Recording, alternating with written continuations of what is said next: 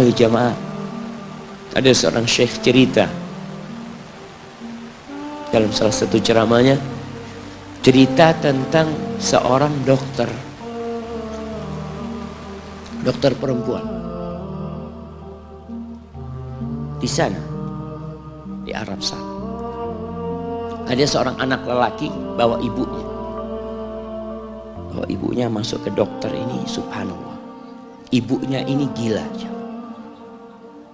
Anak-anak muda ini, belum nikah, dia bawa ibunya. Nanti ibunya tersenyum sendiri, ketawa sendiri. Masuk ke ruang dokter itu, mejanya dokter diputerin sama ibunya. Anaknya minta maaf, ya dok, kata dia, sekali-kali nanti ngeliat di televisi dokter itu ada gambarnya Ka'bah. Ibunya ngomong, nak kau bukan nak ngomong, kamu bohong mat kau bohong sama ibu, katanya mau dibawa umroh ibu, kata dia. Nanti diludahin anaknya, digigit anaknya, nanti kerudungnya ibunya terbuka dipasangin lagi.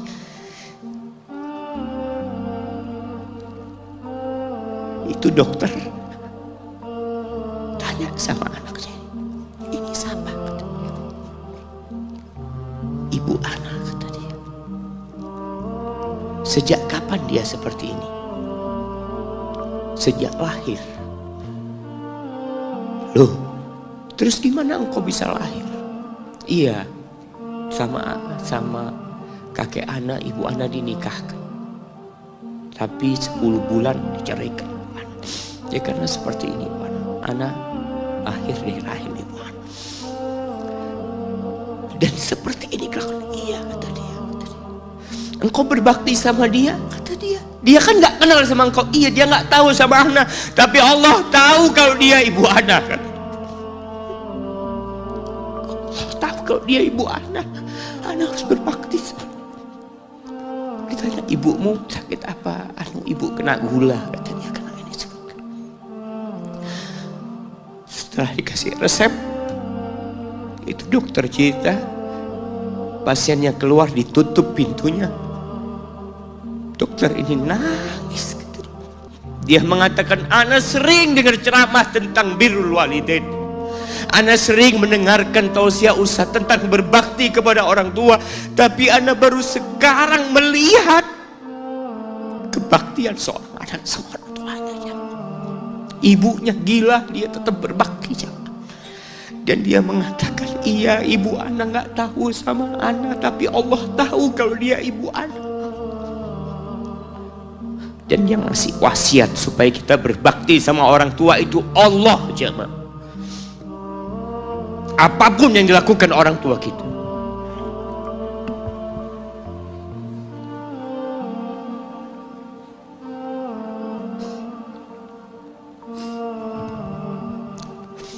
Apalagi ibu.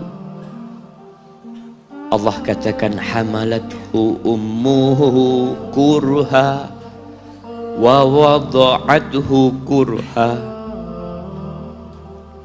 Ibu kita, hamil kita itu dalam kondisi yang sulit.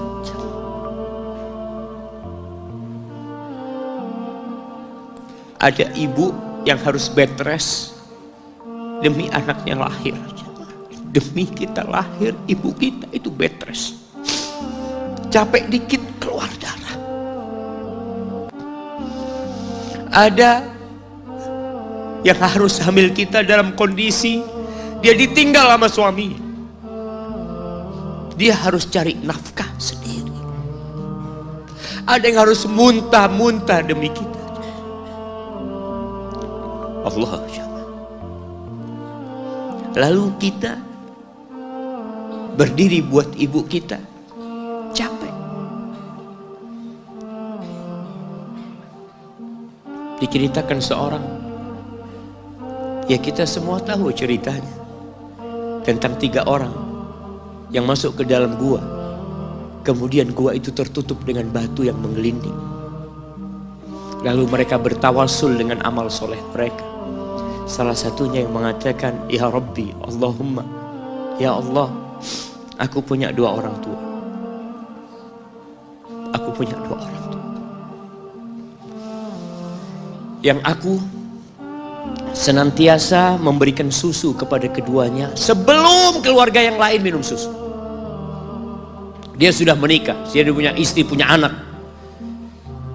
Pada suatu hari, ya Allah, aku kejauhan cari rumput, sehingga aku balik dalam kondisi orang tua sudah tidur. Maka aku pereskan susu buat keduanya, ya Allah. Allah tahu, tapi dia mau cerita sama Allah. Dia ingin tawasul dengan amal soleh dia. Lalu aku taruh di wadah. Aku datang ke bapak ibuku, mereka tidur.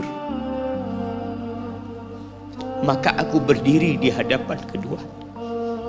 Jamaah, bukankah bisa dia taruh di sebelah meja ibunya susu itu?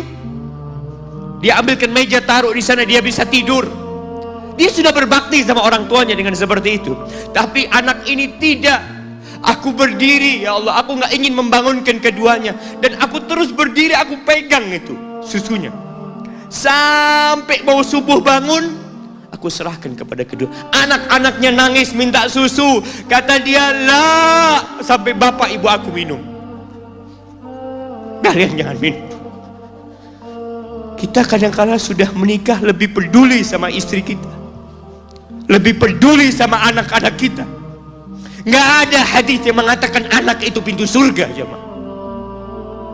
Yang ada itu orang tua pintu surga. Kita peduli sama anak-anak kita. Beli oleh-oleh buat istrinya. Ditelepon istrinya mau apa, kepingin apa. Pernahkah engkau telepon ibumu? Tanya, Umi kepingin apa, Umi? Ana lagi dalam perjalanan, Umi. Jamaah, itu anak, Masya Allah, dia berdiri. Kenapa dia kuat, jamaah? Karena dia tahu Allah yang nyuruh dia berbakti. Mungkin tidak ada yang melihat berdirinya dia, tapi Nabi ceritakan berdirinya dia. Dari malam jamaah sampai pagi, berapa jam dia ingat, ibuku hamil aku 9 bulan. Capek. Ana semakin tahu dengan tugas besar seorang ibu dan pengorbanan seorang ibu setelah Ana menikah. Setelah Ana tahu bagaimana istri Ana hamil, ketika dia harus tidur gak enak, makan muntah aja, Ana melihat istri Ana sampai lemas, dia muntah. Ana ingat, begini ibu Ana hamil Ana. Lalu kita lupa, jemaah. Kita sok sukses, mungkin engkau lebih sukses dari orang tua. Tapi kalau nggak ada bapak ibu, engkau nggak akan pernah lahir di muka bumi. Allah ceritakan ibunya hamil dia. Wa wada'athu kurha, dan melahirkannya dalam kondisi sulit. Kadangkala perut ibu kita itu disobek demi kita keluar dari perut ibu kita. Antum meninggalkan luka di ibu, itu dijahit. Kalau antum anak ketiga, Allahu Akbar, berapa kali dibelah perut ibu kita, tubuhnya jadi jelek gara-gara kita. Tapi dia nggak peduli, yang penting antum lahir dengan selamat. Kalau ibu kita dikasih pilihan, ini nggak bisa diselamatkan dua-duanya, salah satunya akan meninggal dunia. Kira-kira apa kata ibu antum? Iya, nggak apa-apa dok, selamatkan bayinya dok. Nggak apa-apa dok, biar dia lahir dok. Subhanallah. Berapa banyak ibu yang meninggal dunia ketika dia melahirkan anak. Wa hamluhu wa fisaluhu 30 syahra. Hamilnya dan menyusuinya itu 30 bulan.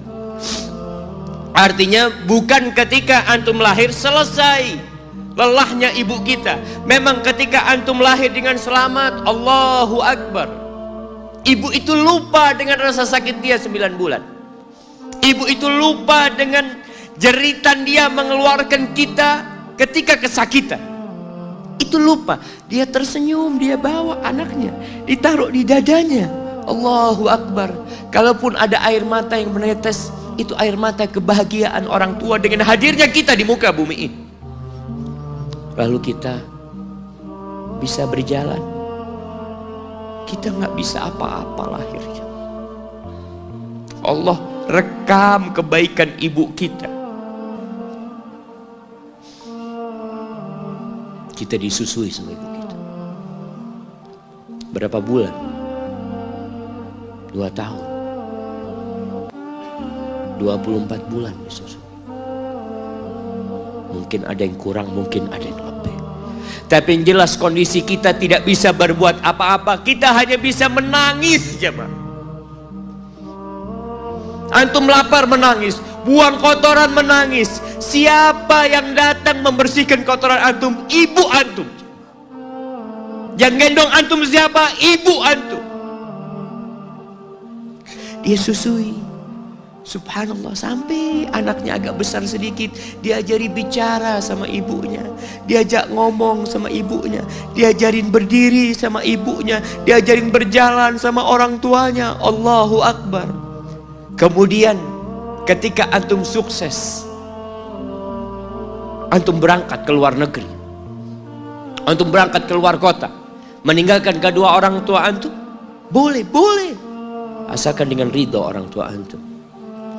Kalau ibu antum telepon, antum di Batu sini, kuliah, sampai sukses jadi pengusaha di sini. Ibu antum di kampung telepon, nah ibu ingin kau balik ke kampung. Jangan pernah mengatakan, bu anak kerjanya di sini ibu. Saya ditugaskan di sini, tinggalkan semua pekerjaanmu, pulang ke rumah. Ustaz, gimana dengan istri dan anak-anak anak? Yang ngasih makan istri sama anak-anak antum itu Allah Jalla Jalla. Bawa pulang ke kampung, hidup sama ibu antum. Jamaah, ada seorang sahabat yang izin untuk berjihad, izin untuk mendapatkan surga yang paling tinggi, izin untuk bisa memberikan syafaat kepada 70 dari keluarganya. Kalau dia mati syahid, dia datang kepada Nabi SAW, ditanya, bapak ibumu hidup? Iya, kata dia. Pulang engkau ke sana, fazammal jannah, di sana ada surga. Ilzam rijlaya, engkau tetap di kaki ibu. Ini mau jihad, bukan mau cari fulus, jemaah. Bukan mau cari kenikmatan dunia, dia mau cari surga. Tapi pintu surga yang paling baik orang tua dapat jauh-jauh. Jemaah, wallah, ketika antum nangis di kasur ibu, di dapur lagi masak, dimatikan kompornya, dia datang jumpai antum. Antum lihat, anak sering lihat ketika kajian, bagaimana seorang ibu yang gendong anaknya yang nangis. Dia ingin dengarkan kajian, tapi engkau menghalangi dia untuk mendengarkan kajian dengan baik. Dia harus gendong. Kadang-kadang nggak boleh deket-deket kajian, yang bawa anak tempatnya lain, dan dia nurut. Engkau ganggu hidup dia dari sejak engkau lahir. Kemudian setelah engkau dewasa, engkau nggak berbakti sama ibu. Lupa dengan wa hamluhu wa fisaluhu 30 syahr. Di masa Umar bin Khattab,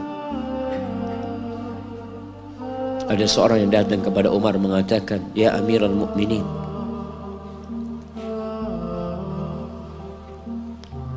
aku ini jadi kendaraan buat ibu. Aku ini yang membersihkan kotoran ibu, dan aku palingkan wajahku. Ibuku sudah lumpuh, gak bisa apa-apa, dan aku berusaha untuk berbakti sama dia. Aturani qad jazaituha. Gimana menurutmu? Apakah aku sudah balas kebaikan ibuku? Kata Umar, la, kata dia. Enggak, belum. Ya Amirul Mukminin, bukankah aku sekarang ini telah berbuat kepada ibuku seperti ibuku berbuat kepadaku waktu aku kecil? Artinya sama pekerjaannya sekarang ini. Aku yang menyuapin ibuku, aku yang membersihkan ibuku, yang mengantarkan dia ke kamar mandi. Semua yang pernah dilakukan ibuku, kira-kira sudah aku lakukan semua sekarang. Kata Umar, enggak sama, kata dia. Ibumu waktu merawatmu ketika engkau kecil, ibumu berharap engkau bisa hidup. Sedangkan engkau sekarang merawat ibumu ketika sudah tua sakit-sakitan, engkau berharap ibumu mati.